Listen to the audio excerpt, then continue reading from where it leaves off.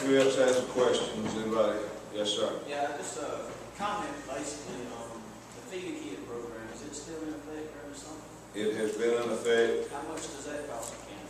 That is, the total cost of that is reimbursed with federal funds. In other words, it We is. actually I mean, earn that's more. an idea right there. If it was costing Right. enough, let the parents feed the kids. We think that our data is going to show, I mean, based on just what we're talking about, that our poverty percentage in the county is going to go up. I mean, that's a given.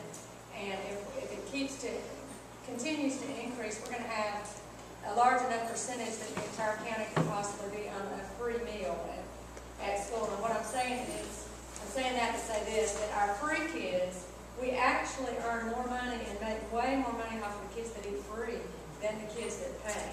So that's, I mean, that doesn't really have anything to do with the millage rate, but I think that's going to Knock out kids bring their own lunches and stuff instead of the cafeteria. You ever see at the lunchroom? They don't eat the food. They throw it away. It's thrown away. They're not eating it. And one more comment about the Feed a Kid program.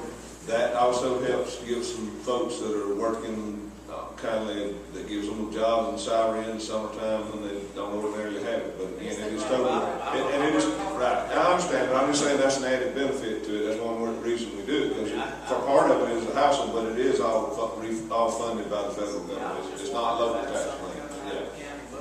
Yes, ma'am. I just had something to say. I've heard money, and I work for the Board of Education. I'm care for at the primary school, and I feel the crunch. We've been cut 10 days. We got 10 days that we were furloughed.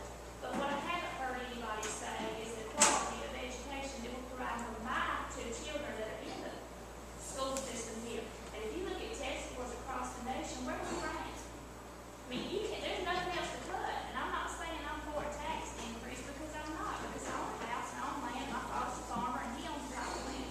But there's got to be some kind of compromise, because you're talking about your grandkids and your nieces and your nephews and your children. And I want one child to have a quality education. I already have one child that's graduated, I have 2 more in the school system. And I don't know what the answer is, but I've heard money and I've not heard anything about quality. And I'm telling you, the general public does not realize how much, especially in the primary and elementary level, how much the teachers give out of their own pocket to these kids for things that are not provided by this budget. I agree with that.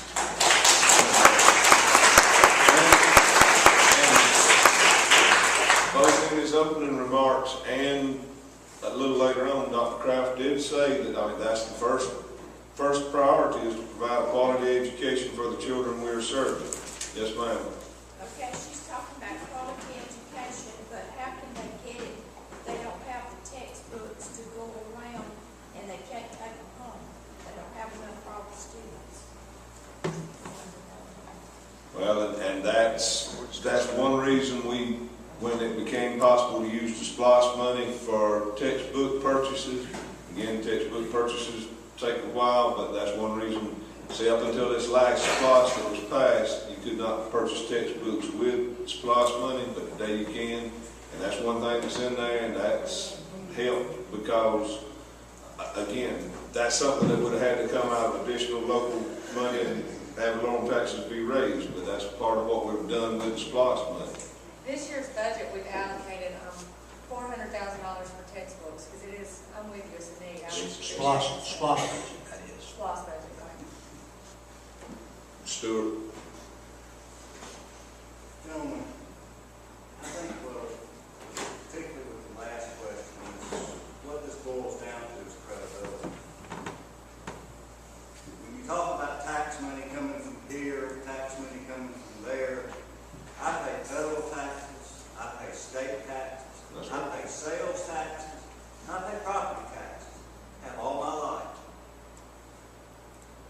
It's all coming from me, from these folks.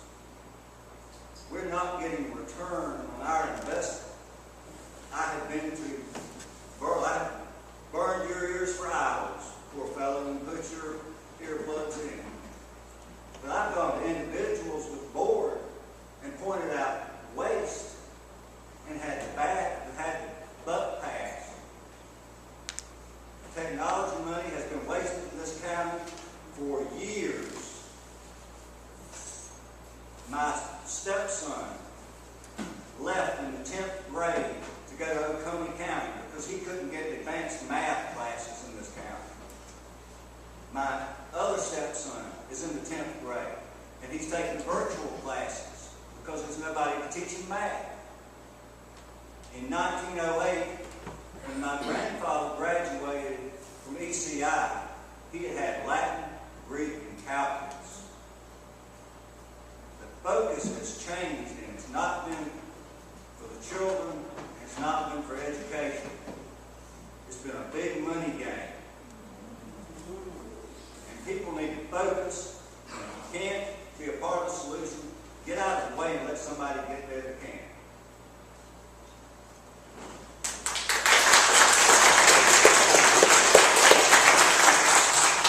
Yes, ma'am. I have a question. I know that the school system also asks for grant money. Do we have any grant money coming in, and is it allocated somewhere that's not maybe in your budget? Our grant money, none of that is listed in our local, if you look at the budget advertised in the paper, you've got our general fund budget and then our special revenue budget. And that, all of our grant funds go into that special revenue budget because they're basically on a reimbursement basis. What we get in is what we spend.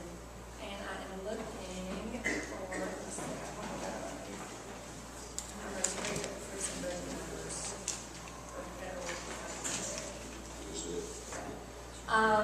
For fiscal year 10, we are actually looking at $11 million in what we would call special revenue funds, which would be our grant funds, and then a bit of federal money, which are the federal grants. So yes, ma'am.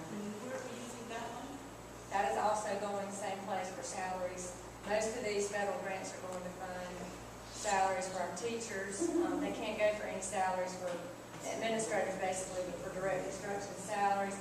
That is actually also what we're using, because about 4 or 5 years ago, we were at a point with this QBE local revenue that we really couldn't afford to forward money to the schools for operating. I think your teachers will probably speak to that, but it stresses me a lot that we really don't have the money to send for those instructional supplies for those teachers, and those teachers do spend a lot of that out of their pocket. But what this federal grant money does is goes to those schools so that they can have money for direct instruction.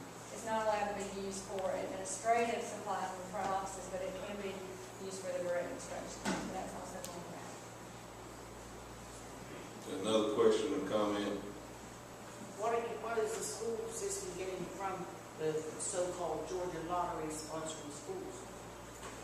Our pre-K program is funded by the Georgia Lottery program. Just one pre-K, that's all?